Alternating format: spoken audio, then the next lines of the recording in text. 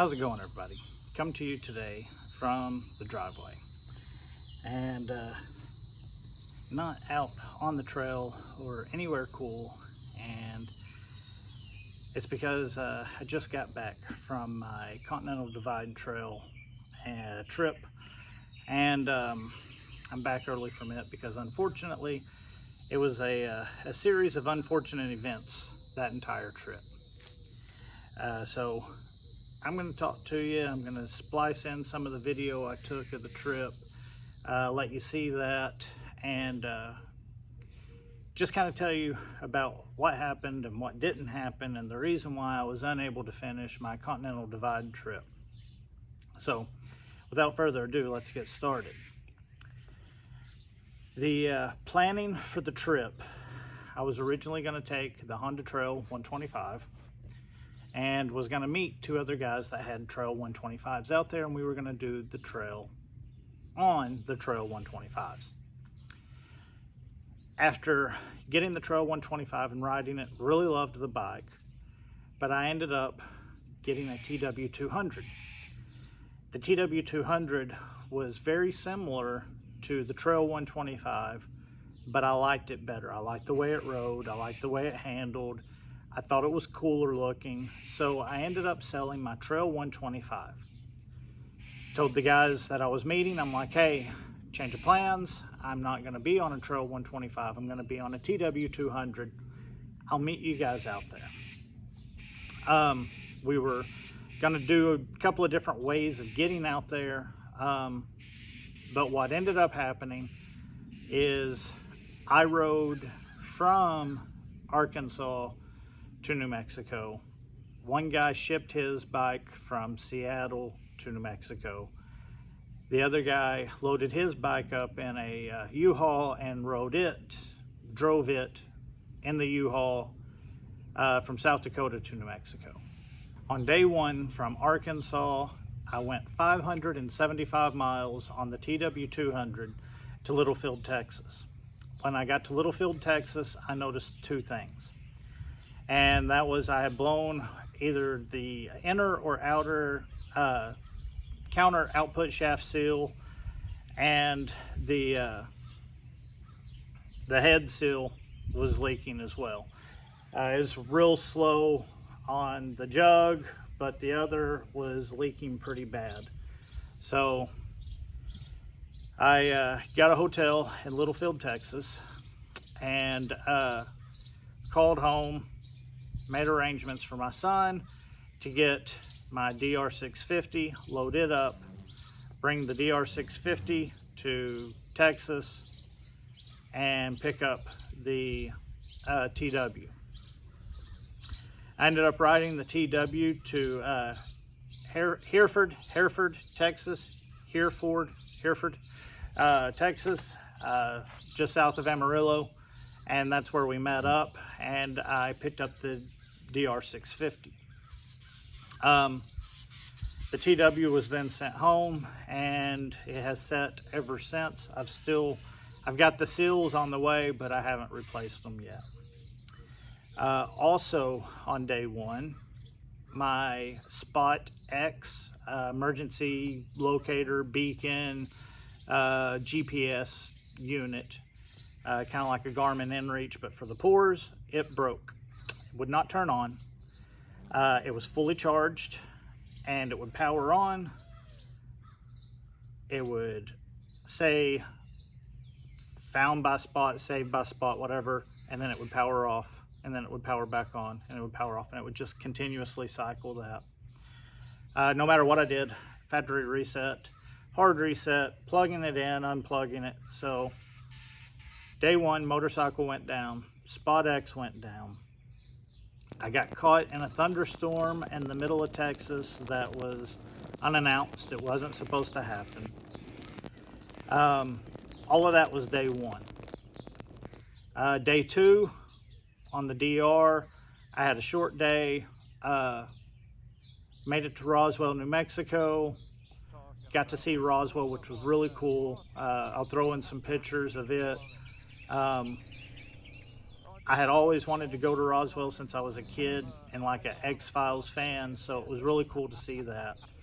Um, really excited for it. Got to do that. Day 3, I finally met up with the guys in Las Cruces, New Mexico, and one of the guys, the guy who had taken his motorcycle down in a U-Haul, had pulled a Johnny Powell and had left the key. And actually, he had a Honda key, but he had the wrong Honda key. So that threw a wrench in for the day. We tried to figure everything out. Ended up could not do anything except airmail his key from South Dakota. Would be there the next day. So that was a pretty big hang up there. Me and the other guy who had the Trail 125, we took off to, I believe it was Deming, and that was where we were going to go from Deming to Antelope Wells. And made it to Deming. Him and I went through the desert. We got locked behind a couple of gates. We had to backtrack. We ended up having to take a gate off the hinges to get out because we were in the middle of the desert. We were running out of water. We had been out there for a couple of hours. Both of us were starting to get low on fuel, and we were like, we've got to get out of here. So we ended up taking a gate off of the hinges, going through, putting the gate back up, putting the hinges back up so that we could get onto the highway. All of the trails we were riding were marked as open.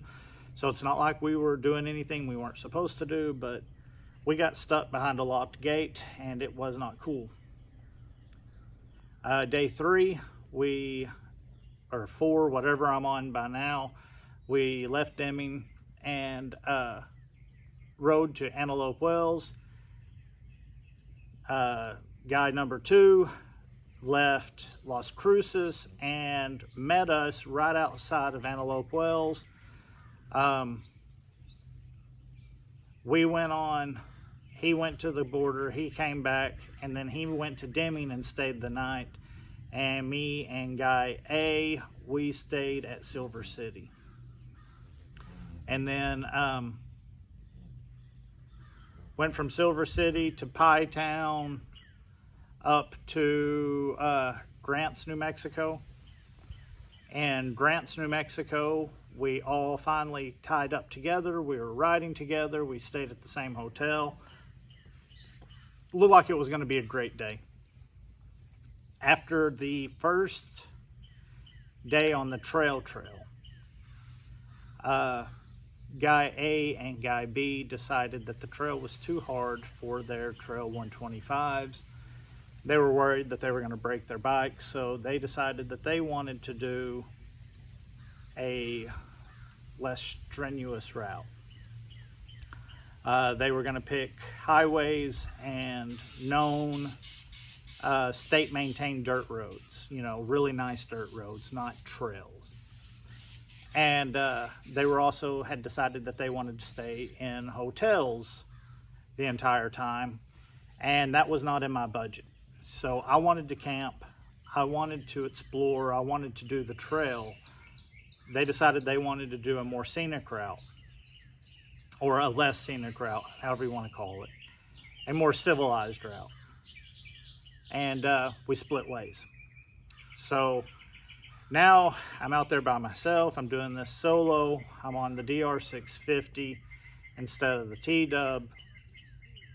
And I end up on one of the hard routes, and it kicked my butt. I dropped the bike once. I wrecked once. It was hard. It was a tough little trail, and took me way longer than I was expecting it to. So I didn't make it to camp until 9 o'clock at night. It was fun, but it was really, really hard and really challenging. Also around this time, I'm starting to get some sciatic nerve pain from the factory DR650C. Camp, wake up, take off, everything's going great, feeling good. I had a hard day's ride before, but I'm feeling good. Get back on the trail, and ends up being another really challenging day. So I decide, okay, well, what I'm going to do is, I'm up here in Colorado, I'm by myself, I'm not even seeing anybody on the trails. I mean, I haven't seen a soul while riding. I can see some tire tracks here and there, but I'm not seeing a person. And since I'm solo, I'm by myself, I'm, on these trails that I'm afraid are going to progressively get harder, especially up in Colorado. I decided, okay, well, what I'll do is I'll only ride the easy sections, and anything that's marked moderate or hard, I will bypass. And I will do that just out of safety's sake. I think I can probably do them, but there's no reason to be out in the middle of nowhere, 10,000 foot elevation, wreck and hurt myself or hurt the bike. I can do this with somebody at a different time, and it'll be safer. So the next day I bypass everything that's not considered easy, and I end up spending all day on pavement. I only got like 8 miles of dirt in that day, and it was a 200-mile day. And I decided at this point in time, between money becoming an issue, between the sciatic nerve pain that was getting worse, and the fact that I'm out here by myself, probably a little in over my head on some of these trails on the bigger bike, for safety's sake, I probably ought to just go home. And that's what I did. So that leads us back to here. My adventures on the Continental Divide Trail, while fun and challenging, and I really enjoyed, I really don't want to do as a soloist yet. I would love to go back and redo it with some people who are actually wanting to ride the trail, or maybe once I build my skill level up, but I just didn't feel comfortable doing it solo. So that was pretty much my misadventures of the Continental Divide Trail. Hopefully you got to see some of the pretty sights while listening to me complain and listening to what happened and everything. All of my gear worked great except the motorcycle breaking down. My camping gear was fine. I've got a wasp right here in my face. Everything worked. All of my gear was great. Everything worked great except the motorcycle breaking down. And I think that was because I just pushed it too hard, too long. Anyway, thank you guys for watching. Hope you enjoyed, and we'll see you next time. As always, like, share, subscribe. And I'll have some more content coming soon for you guys. We'll talk to you later. Bye.